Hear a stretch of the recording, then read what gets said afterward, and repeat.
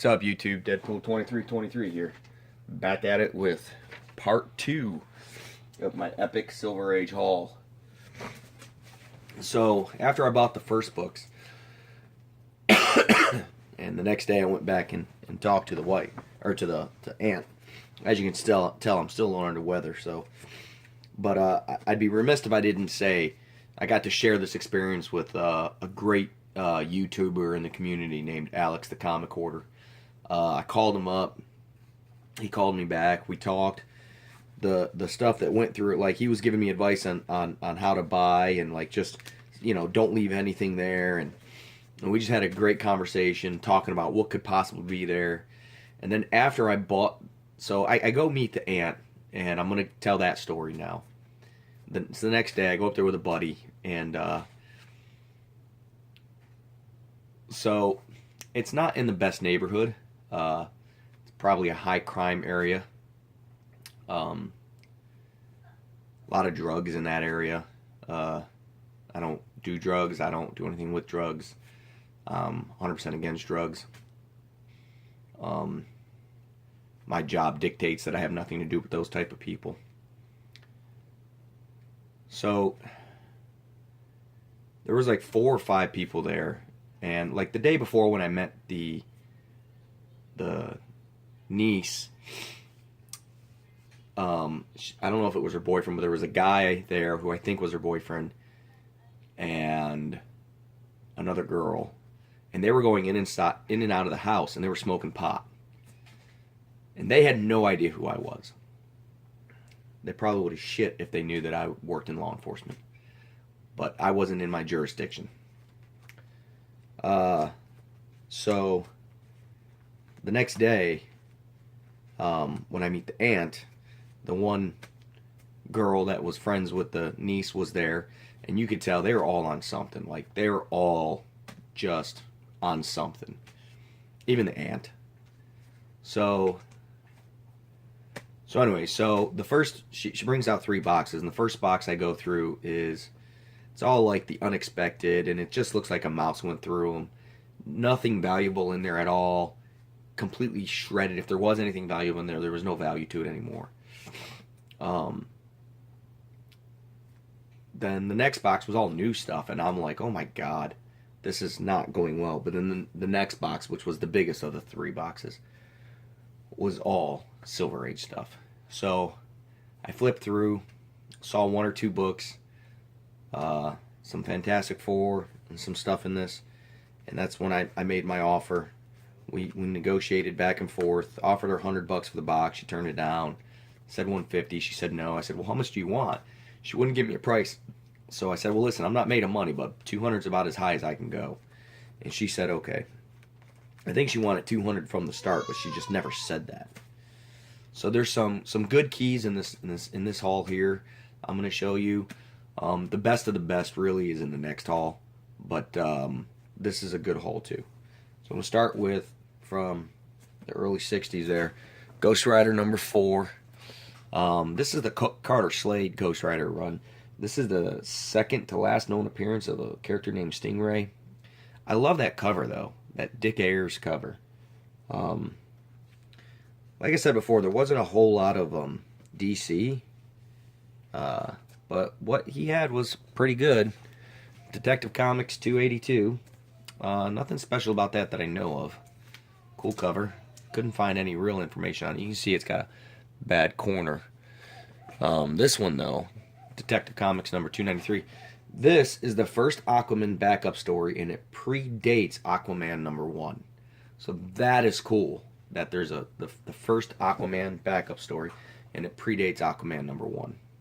So that's cool. Rough condition though.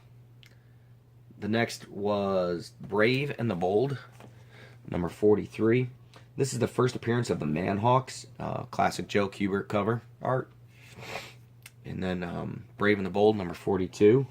This is the first appearance of a character named Andar Pull. Guys, if you know if these are significant, please let me know. I have no idea who the Manhawks are or Andar Pull. This next book is just a book I've never seen before. PT Boat Skipper, Captain Storm, number 10. Listen, I was in the Navy, so absolutely love Navy stuff. I've never ever heard of um, this guy, so I couldn't tell you. Let me see if I can get that a little bit. All right, that'll work, I guess. I gotta do something about lighting in here. Anyways, I just thought it was cool. I've seen a lot of like the war stories and stuff. I've never seen one like that. So, this was pretty cool. It's a pretty old comic. It's The Fly from September of 1961 Archie Adventure series. I just thought it was a cool cover. Again, a 10-cent book, 1961. It's an old comic. Thought it was cool. All right.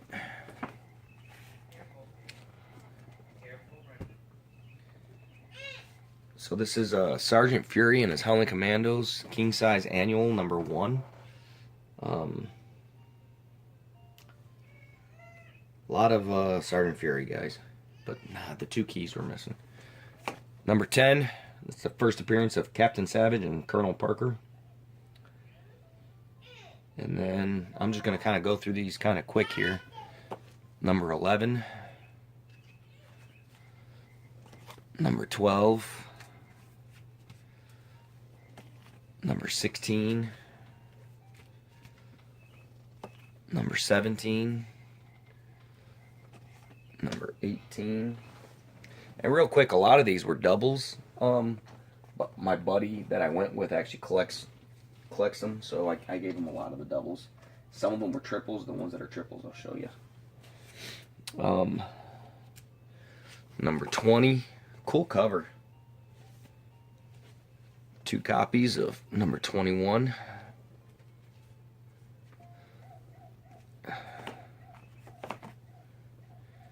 Number 22.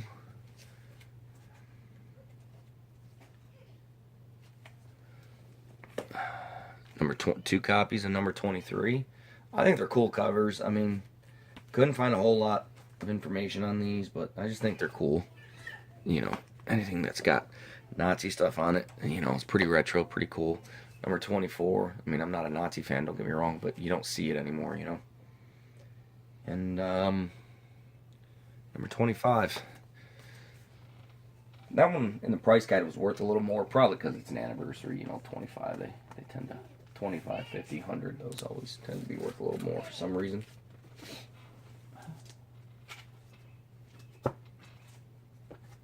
All right. Tales of Suspense number 60. Cool old Captain America cover with Iron Man. It's the first appearance of Sergei Amkov. Don't know who that is. Not the best condition. None of these books are in the best condition, but they exist, and I own them, and I love them. Tales of Suspense number 55. It's the first appearance of an alien race called the Guna. Cool Mandarin cover. Another cool Mandarin cover in Tales of Suspense number 54. Again, the first appearance of an alien race called the Yards. YRDS. Again, I don't know anything about these alien races. It seems like back in the 60s, they made a lot of alien races up. Next couple books really just made me so happy. I love this cover. Daredevil number 13. It's the first appearance of Feepers F-18. I don't know what that is. It says the secret of Khazar's origin, but I didn't see anything in there where it said the origin of Khazar. Number 11. It's an appearance of the Animan. Daredevil number 10. Love that cover too. That's the first appearance of the Animan, the first appearance of Ape Man, the first appearance of Frogman. I mean, you gotta, I don't know about you guys. I really liked Wally Wood. I think he's an underrated artist. I love that cover. But, you know, like I said, I'm a Silver Age guy. 2, Daredevil number 9, 2 copies. I'm going to go ahead and...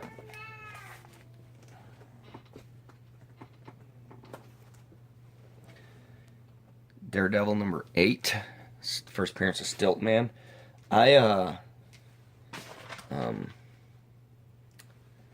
really been looking to get that one for a while. Anything inside the top 10 is to me is hard to find. That's the oldest Daredevil I now own. By plan, I really was hoping for a number 7, but he didn't have it. This next book is a major book. If the condition was better, it'd be in the next haul, to be honest with you. But this is the Amazing Spider-Man number 28. It's the first appearance of the Molten Man. It's it's the origin of the Molten Man. Cool thing about this book, a lot of people don't know this. Here's a little bit of trivia for you, ladies and gentlemen. This is the first time they used the sound effect thwip in a comic book. THWIP. The first, the sound effect that Spider-Man makes with his hand. I saw that in the notes of this book, and I said, man, that is cool. But it is in rough condition. First of all, the cover's not attached. And you can see how bad that cover is, man. It is in rough condition. And you can even see how it folded over there. I didn't realize it folded over. Let me see if I can fix that real quick. But still though, man, it's a complete book. And there we go. That's better. So, yep.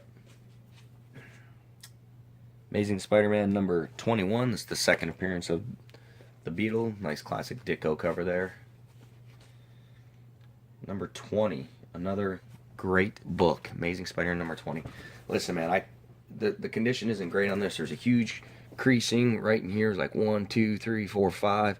The spine's not great. You can see the bottom edge is not great. Still, guys, I paid $400 for everything. $200 for the last haul, and then this haul plus the next haul was $200. So that's the first appearance of the Scorpion. Basically, it's McDonald Gargan or Mac Gargan as the Scorpion. That's the first appearance of that. Amazing Spider-Man number 19. This is the first appearance of Mac Gargan, who becomes the Scorpion. Again, rough condition. You can see it's just really rough.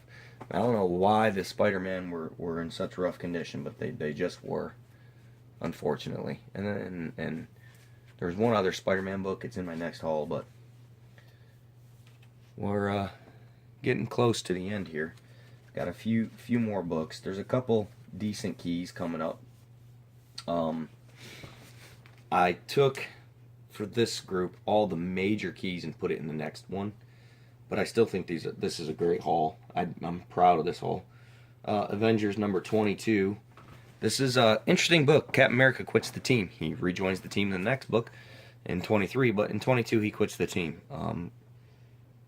Classic Don Heck cover. Avengers number 21. It's the first appearance of Power Man, Eric Johnson. Obviously not the Luke Cage, but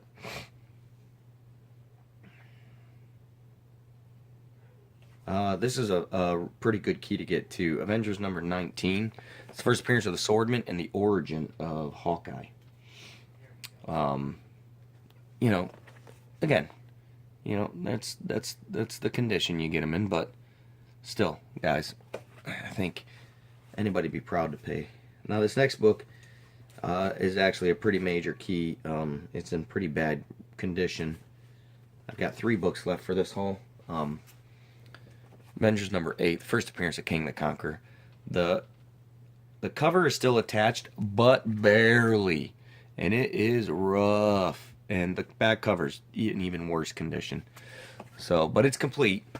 That's a book one day I will probably upgrade, but for the time being, it's there. It's complete. The next 2 books are DC books. This is the oldest Batman book I've ever owned. I don't collect Batman, so the next 2 books actually are up for trade. I know Alex, the comic order, is trying to work on the one. This is Batman number 133, the first appearance of Batmite, and the first appearance of Kite Man. Let me get a little closer. It's dirty, It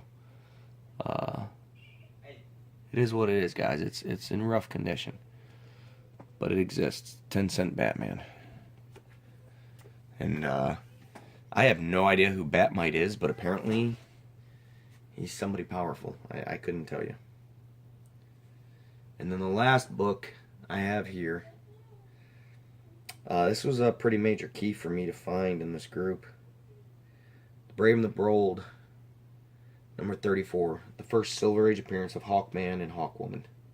And the first Beth. Or Beth. And again, I've been talking about trading this book to Alex the Comic Order. You can see there's a decent crease right there. All in all, though, not too bad. A little damage down there at the bottom. Anyway, first appearance of Hawkman. I thought that was a pretty major key to find in there. That's the first Silver Age appearance. Of course, it's not Flash Comics number 1, but still, when you're talking DC, the first Silver Age appearance of the people, of the superheroes, villains, seem to be pretty major. So, I think that's cool. But yeah, so I got one more haul video to do, and I'm gonna save that for when I'm feeling a little bit better. Again, Alex the Comic Order, you're awesome. It was so much fun sharing that with you. I've had so many people from the community sharing my story and reaching out. Reaper Tate, he hit me up. He had heard about it. He wanted to hear the story behind it, so we talked on the phone, and man, he's been very supportive. Again, Alex Comic Order, just so many people that have been supportive and just sharing in the excitement. And I don't know about you guys, but for me, finding these books is only 50% of the pure enjoyment. The other 50% is being able to share this with people. Being able to share my excitement. When I called my buddy Joe, and he was all excited. He's very jealous of some of the books I got, but extremely ecstatic. Like, he's just like, oh, bro, that's so awesome. High-fiving me. Calling Alex the Comic Order and getting him on the phone. He's a very busy guy, but he took the time out of his day to talk to me about the stuff. And man, he was just on the phone. You could tell he was just as jazzed up as I was. Listening to Reaper on the phone, Anthony, man, just a great guy. If you don't know who Alex the Comic Order is and you don't know who Reaper Tate is, you got to look those guys up. Great YouTubers. I learn a lot from those guys. But so this is part 2 of my 3-part epic haul. I have one more part to go, and it will be soon. So, but again, thank you to everybody who's commenting, who's sharing it, who's putting the word out on these. I also want to say thank you. Do a quick shout out to Aim High Comics, who was my 200th subscriber. I just hit 200. I greatly appreciate that. So really cool. But all right, guys. Well, you know, as I always say, collect what you like. Don't apologize for it. Happy hunting, guys.